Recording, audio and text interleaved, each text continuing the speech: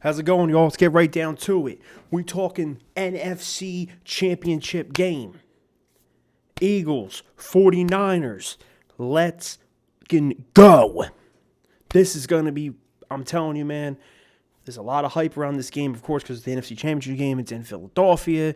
The police are already greasing up the polls from what I hear. It's going to be a madhouse. Now, down to the game. How do I feel? Look, if we can play the best of our abilities. Now, that game against the Giants, we played to our highest level and ceiling we can play at, but we were not playing a talented team in terms of the 49ers with Christian McCaffrey, Deebo Samuels, George Kittle, offensive line, Nick Bosa, Fred Warner on defense, and Nick Bosa on defense, and other guys. I can keep going with the talent. They got talent. The Giants don't have all that. So us beating them the way we did is the way we should play against them. Also, it was in Philadelphia, rocking crowd, killing it, tearing it up. I feel there's two possibilities to this game. There's one that it's a close game and we win or lose, or it's blowouts. And I don't see that, though. I think Kyle Shanahan has this team. First off, Kyle Shanahan is one of my favorite coaches in the NFL, and he has been for a long, long time. Love Kyle Shanahan, okay? I feel this is going to be a chess match, between, people are saying between Kyle Shanahan and Nick Sirianni. No. The chess match is between Kyle Shanahan and Jonathan Gannon, defensive coordinator of the Philadelphia Eagles. Hell, same could be said for Shane Steichen and D'Amico Ryans. Hell, look another familiar face coming back to Philly, D'Amico. What he's done for himself. I find it so funny, all these great coaches or awesome coordinators and stuff, a lot of them come from here. Or former players or this and that. What the hell? Why? We never thought to pick them up. But whatever, long story short.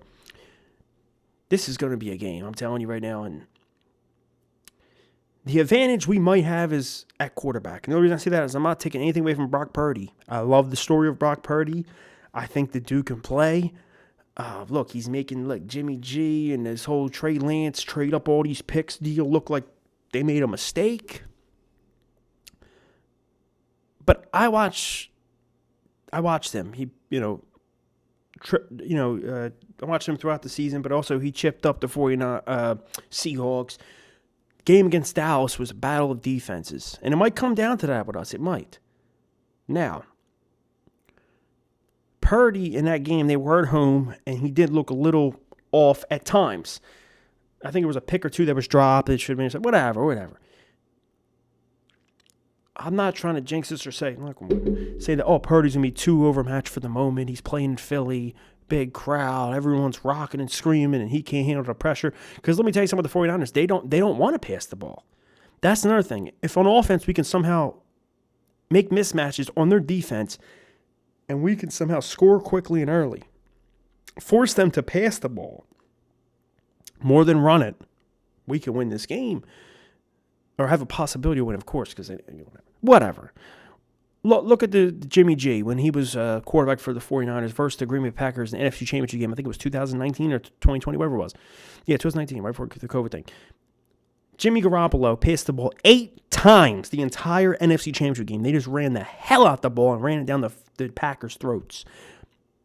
And what they do in before trade line, they bring in Christian McCaffrey.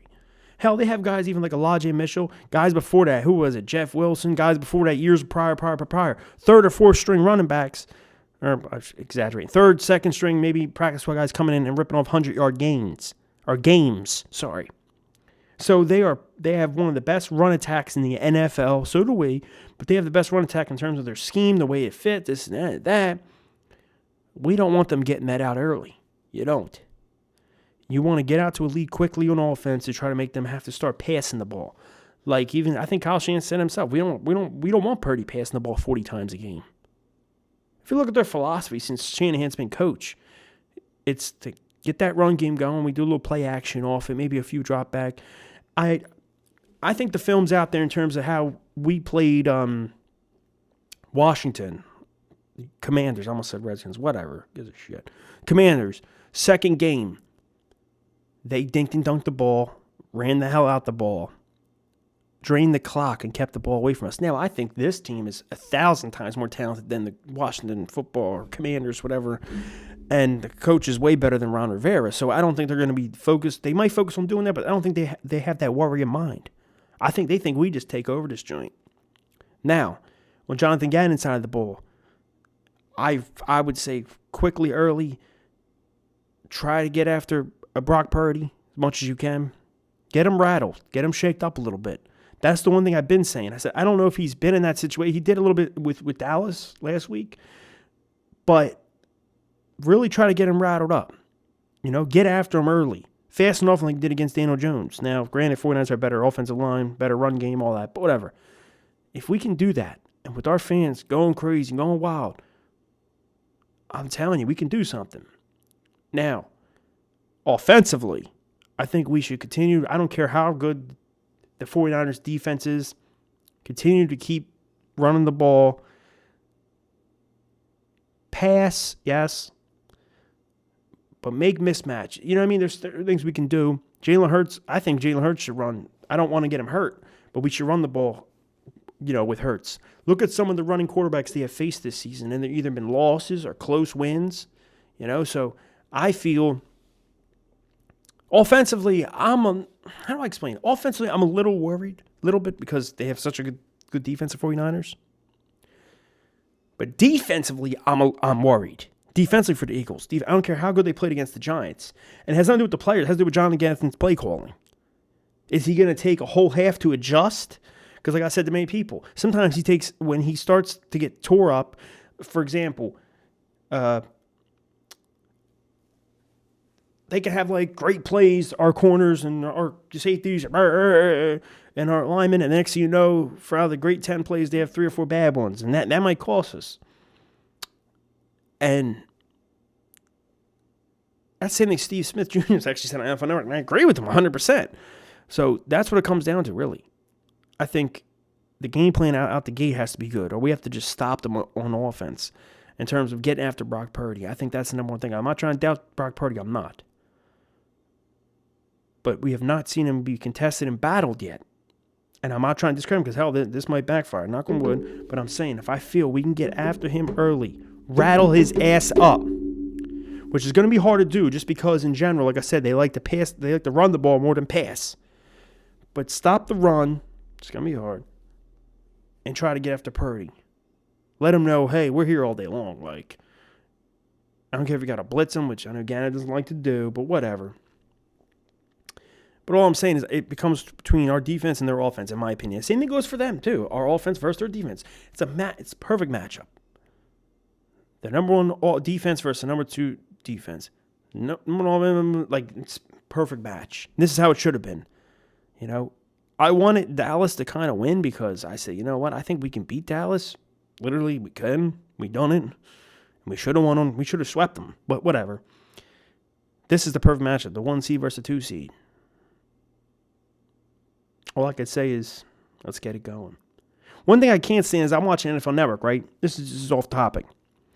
And 2 guys pick the 49ers to win, and they start, upset alert, oh my God. How's it an upset if the 49ers beat us?